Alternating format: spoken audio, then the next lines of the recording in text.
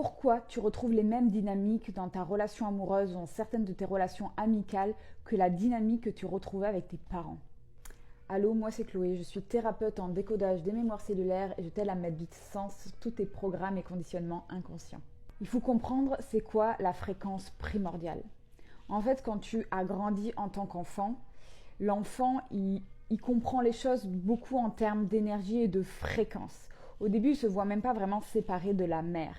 Il pense qu'il est le même être. Donc l'enfant s'harmonise avec la fréquence familiale. Il va s'harmoniser avec en fait l'énergie qui circule dans la famille. Et si c'est une énergie d'anxiété, pour lui, ça devient la fréquence primordiale, sa fréquence de la maison, sa fréquence connue.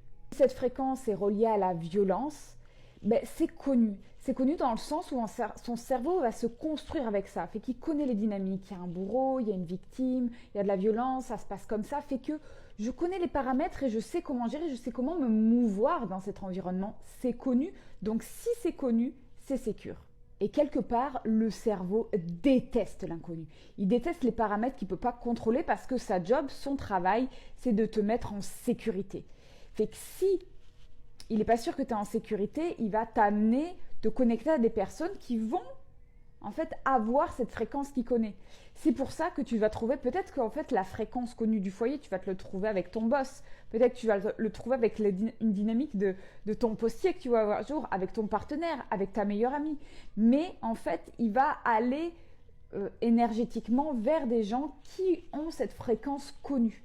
C'est pourquoi, pour guérir, il y a besoin de venir connecter à ces espaces traumatiques à l'enfance qui ont relié sécurité à quelque chose de stressant, d'anxiogène, de violent, enfin il peut y avoir plein d'autres qualificatifs pour en fait venir resécuriser dans le présent parce qu'au niveau de l'inconscient il n'y a pas de temps. C'est pour ça qu'il y a un travail de déprogrammation à faire et un travail de reprogrammation parce qu'en fait le cerveau n'est pas sûr que quand il est dans le rien, dans le sain, dans le relaxant, dans le calme, c'est sécure, il ne connaît pas.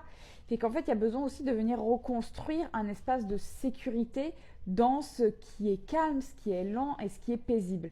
Donc il y a à la fois un travail de libération des programmes inconscients, des schémas de souffrance reliés à cette fréquence familiale primordiale et ensuite construire les nouveaux pathways pour qu'on ne se retrouve plus en fait dans cette dynamique de toujours connecter avec des personnes qui ont ces dynamiques familiales connues pour notre cerveau.